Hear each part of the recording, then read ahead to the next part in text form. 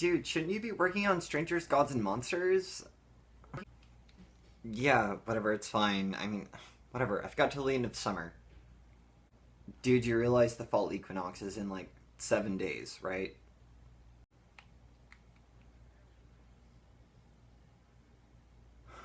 Shit!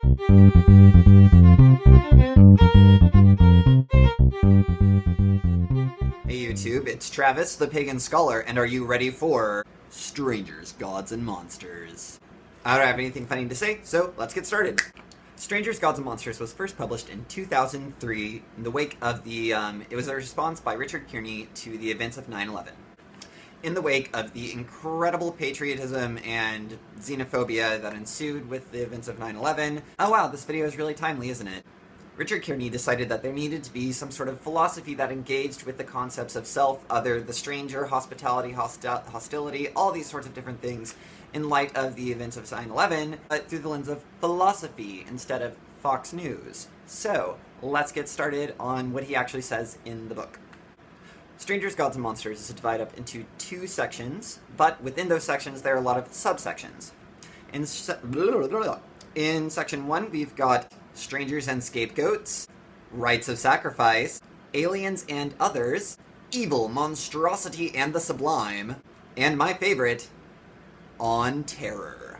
Part 2 deals with a couple of different things, but first off we've got Hamlet's Ghosts, From Shakespeare to Joyce, Melancholy, Between Gods and Monsters, The Immemorial, A Task of Narrative, ominously, God or Korra, and finally, Last Gods and Final Things, Faith and Philosophy. So the first part of Scapegoats and Strangers is really interesting. Well, all of the chapters are really interesting, but when discussing scapegoats, first let's talk about what an actual scapegoat is. So, in Hebrew mythology, the Bible, we've got the concept of a scapegoat where a Jewish tribe, they would have two goats, and in a very special, specific ritual, hey, Rosh Hashanah just happened, didn't it? I don't know what that implies within Jewish culture, but I'm uncultured, but whatever. Anyways, they would have this ritual where they would have two goats. One, they would sacrifice to Yahweh, and the other, they wouldn't sacrifice it to anybody, but it would be imbued with all of the problems and all of the woes of the tribe, and they would pin all of that to this goat, and then they would send it off into the desert, hoping that all of these troubles, woes, and sorrows would follow the goat into the desert, thus the scapegoat, the thing that is their metaphysical whipping boy, and thus we have the term scapegoat. But what do scapegoats have to do with strangers? Well, when we have a concept like the events of 9/11, we have rampant fear, we have a lot of doubts, questions, worries, woes, miseries, things that we can't quite understand, and so what do? We find a scapegoat. And who is the best scapegoat? The other, a stranger, somebody that is not us, somebody that is not here, I, self, me, anyways.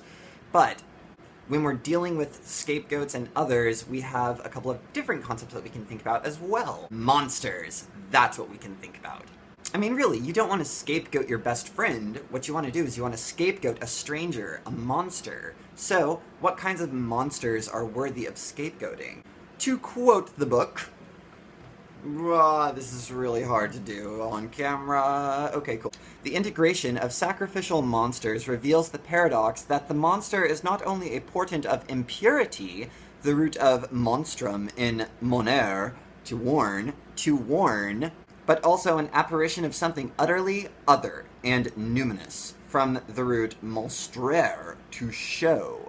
In this double sense, the monstrous can fill us with both awe and awfulness.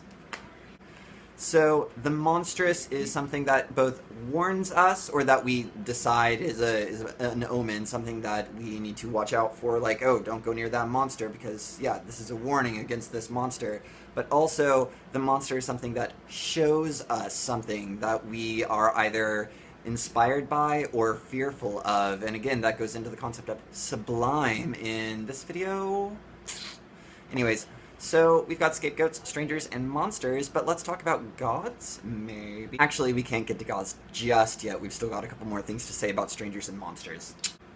Shit, what was that chapter called?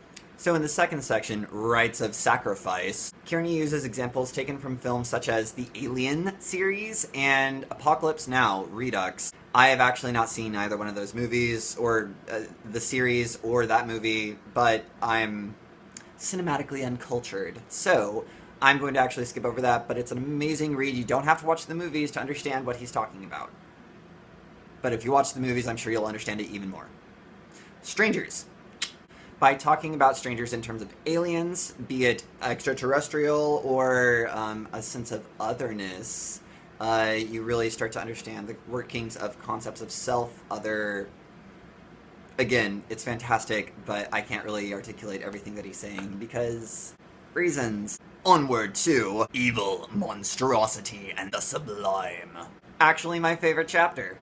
A genealogy of evil. This is really cool because he gives 4 different accounts of how we understand evil. 4 different paradigms that we can interpret evil. There's the mythological approach, the scriptural approach, the metaphysical approach. Oops, he actually gives 5. The anthropological approach, and the postmodern sublime. And I know, you're already saying, Travis, sublime and evil is not the same thing. It kind of is, but it's kind of not, so you win, I win, we all win, and let's just keep talking. So in discussing evil, we have to ask the question, why do bad things happen to good people? To explain this, the 4 or 5 different ways that bad things happen to good people, first off we've got the mythic explanation. This is ultimately a form of alienation. Bad things happen to good people because the gods have said so, or actually it's because it's predetermined. This is not to say that contemporary paganism subscribes to the mythic concept of evil. It's just going off of Aristotle that evil is something that has been predestined by fate or destiny, and that's just simply it. That's all there is to it, and that's your explanation. Be happy. Or be sad. I mean, evil is the thing that is being done to you. That really sucks for you. Which leads quite appropriately into the second interpretation of evil, the scriptural or the biblical explanation of evil. Because the biblical explanation of evil differentiates between evil as suffering, which is a very mythic idea, and evil as wrongdoing, which is a very biblical idea. And again, thanks to the Bible, or the biblical interpretation, I didn't say Bible, we also have the concepts of lament and blame. If evil is something that is passively endured, such as suffering in the mythical account, we have lamentation. But if evil is something that is... what did I say? Whereas blame locates evil upon the agent of something that befalls us and that is a wrongdoing. It is something that you can cast blame upon another and say, thou hast committed evil, or something. I don't know how they would say it. In short, the biblical idea of evil explores the idea of not only why, but why me. However, ultimately, the biblical account of evil still falls short and does not answer the question of why me. Thus, we move into the metaphysical idea of evil, which is all about speculation. It's a speculative interpretation of evil. And it says maybe it's because of your actions. I mean, maybe it's not predetermined. Maybe it's not because somebody did something against you. Maybe it places the blame on... Actually, guys, you know what? I got ahead of myself and I started talking about the anthropological approach to evil instead of the metaphysical approach to evil.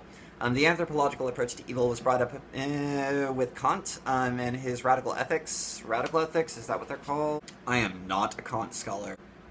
Rational theology, that's what it's called. Anyways, critique of pure reason. Duh! Alright, I totally read that. Anyways, the anthropological approach is a more practical approach. It says that, evil is a result of the human condition.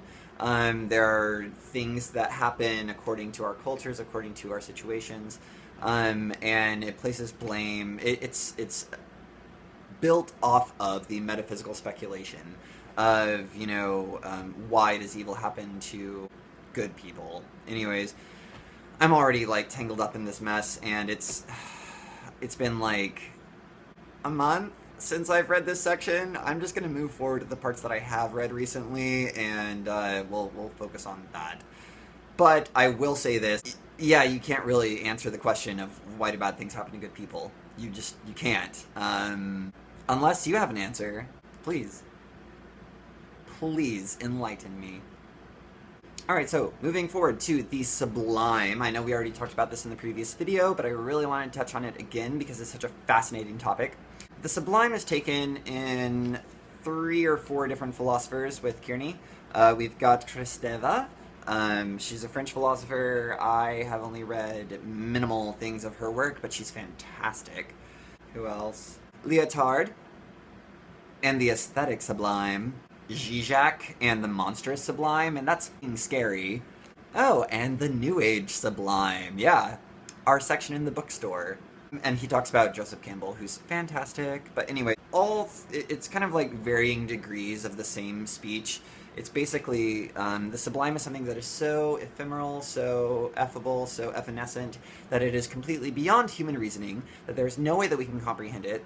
And so eventually, if God is the sublime, way the hell up here, but God is transcendent and God is actually beyond comprehension, see what I did there? Then the monstrous, which is way the fuck down here, if it's completely incomprehensible, if it's a glimpse of the unthinkable, then it's...